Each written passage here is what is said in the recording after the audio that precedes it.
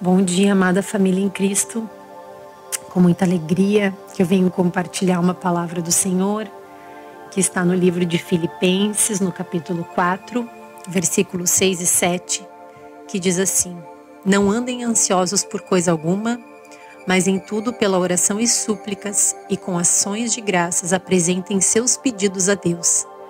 E a paz de Deus, que excede todo o entendimento, guardará o coração e a mente de vocês em Cristo Jesus.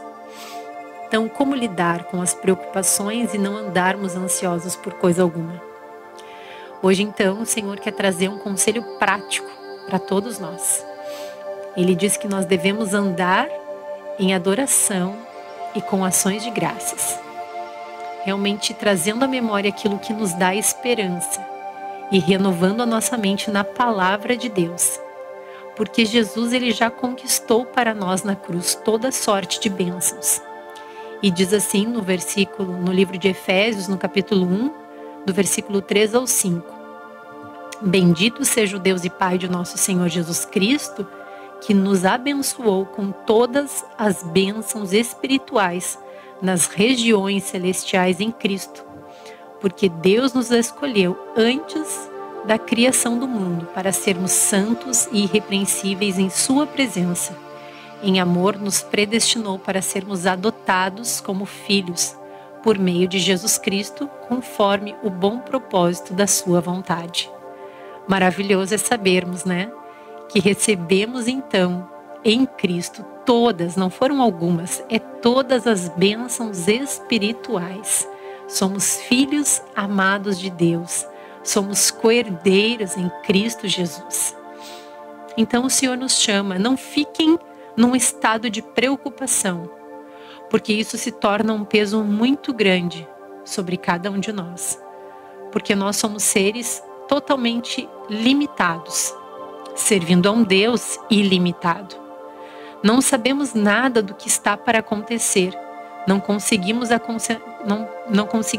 acrescentar nem só um minuto, nem uma só hora, como diz a palavra em Lucas 12. E o que tem dominado os nossos pensamentos? E aí eu quero ler para nós Lucas 12, que diz o seguinte, Jesus falando para os seus discípulos: Portanto, eu lhes digo, não se preocupem com a própria vida, quanto ao que comer, nem com seu próprio corpo, quanto ao que vestir. A vida é mais importante do que a comida e o corpo mais do que as roupas. E aí ele nos chama a atenção, olhe para os céus, olhe para a criação, olhe para Deus.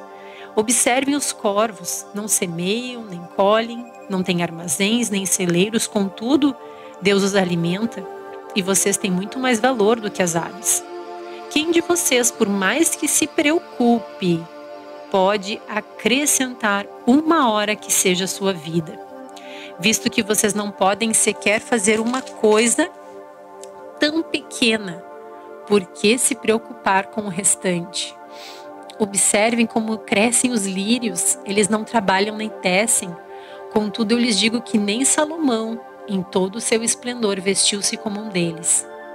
Se Deus veste assim a erva do campo, que hoje existe e amanhã é lançada ao fogo, quanto mais vestirá vocês, homens de pequena fé.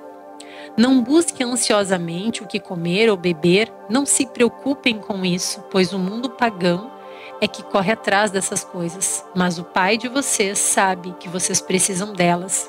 Busque, pois, o reino de Deus e essas coisas lhes serão acrescentadas. E ele fala no último versículo que eu quero pular, ali no capítulo 12, no versículo 33. Ele diz, façam para vocês bolsas que não se gastem com o tempo, um tesouro nos céus que não se acabe, onde ladrão algum chega perto e nenhuma traça destrói. Pois onde estiver o seu tesouro, ali também estará o seu coração.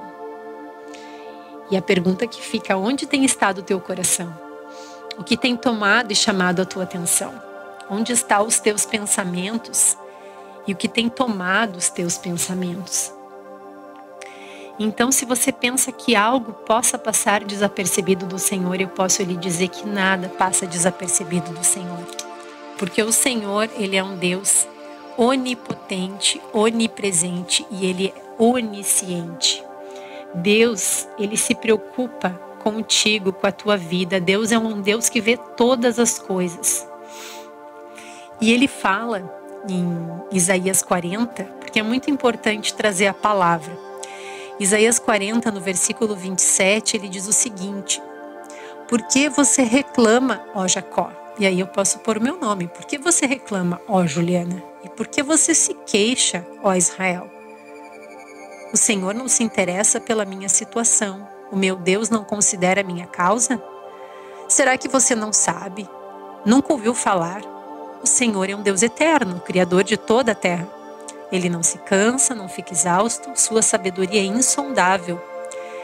Ele fortalece o cansado e dá vigor ao que está sem forças. Será que você, de repente, nesse momento está cansada? Será que você, nesse momento, está se sentindo sem forças? Mas o Senhor te diz: até os jovens se cansam e ficam exaustos, e os moços tropeçam e caem. Mas aqueles que esperam no Senhor renovam as suas forças, voam alto como águias, correm e não ficam exaustos, andam e não se cansam.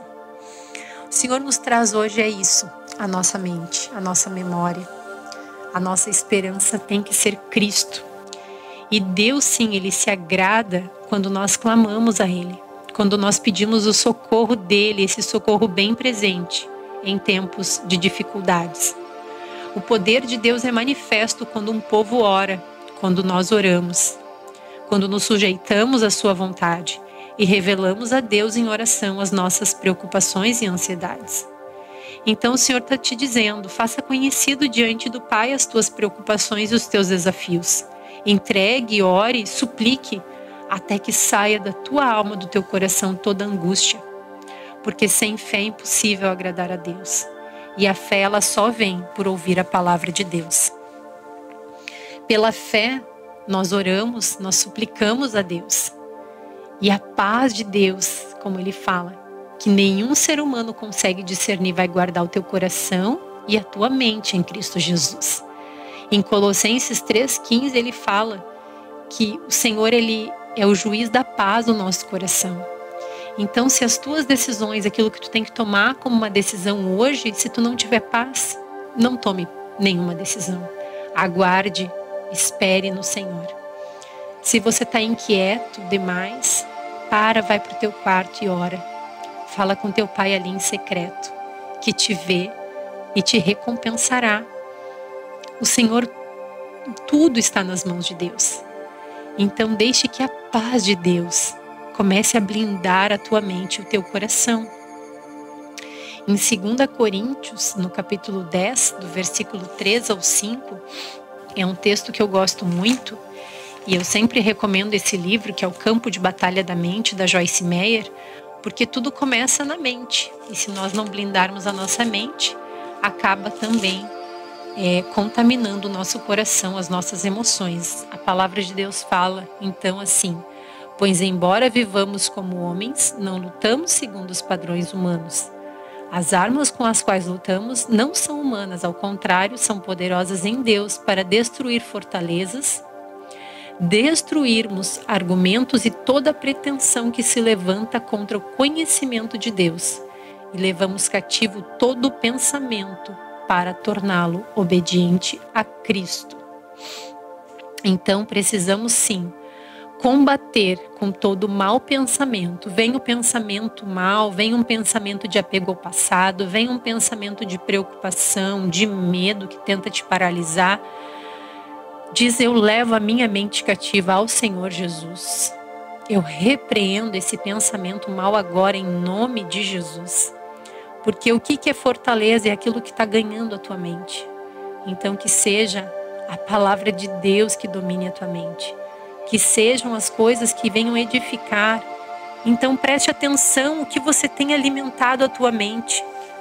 Se é com a palavra, se é com programas que realmente têm edificado, ou tens alimentado a tua mente com questões que só têm gerado preocupações e ansiedades e mais medos. Vigie a tua mente. Blinde a tua mente na palavra de Deus. E a paz de Cristo, não fica pela metade, ela é completa. O Senhor vai resolver o problema, Ele vai colocar tudo em ordem, mas principalmente Ele precisa que tu permita com que Ele seja o centro da tua vida. Se Ele ainda não é, convida. Faz essa oração, é simples. Diz: Jesus, eu abro a porta do meu coração para que hoje tu tome o controle da minha vida, tu seja o centro da minha vida.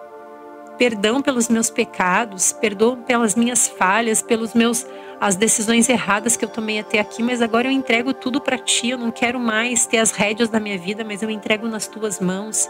Ser o meu Senhor, ser o meu Salvador e me guia pelo caminho eterno que tu tens para mim. Essa é a oração, queridos.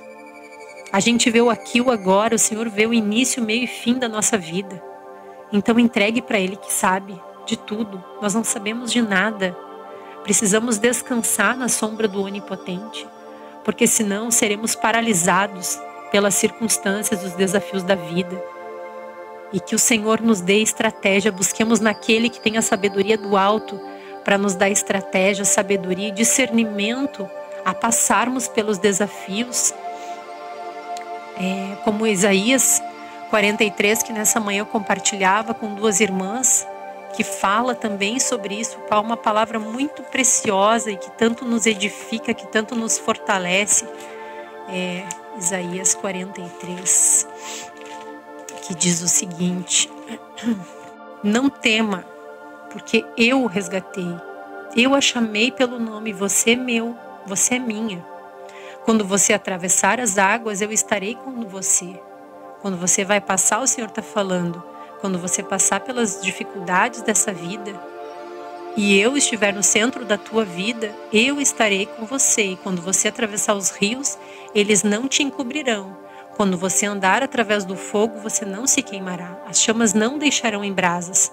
Pois eu, Senhor, o seu Deus, o Santo de Israel, o seu Salvador, dou o Egito como resgate para livrá-lo, a Etiópia e Sebá em troca de você, visto que você é preciosa e honrada à minha vista, e porque eu a amo. Então, quer dizer, o Senhor está te dizendo: não tema, eu estou com você. O Senhor te ama, mas Ele deseja, sim, ser o centro da tua vida.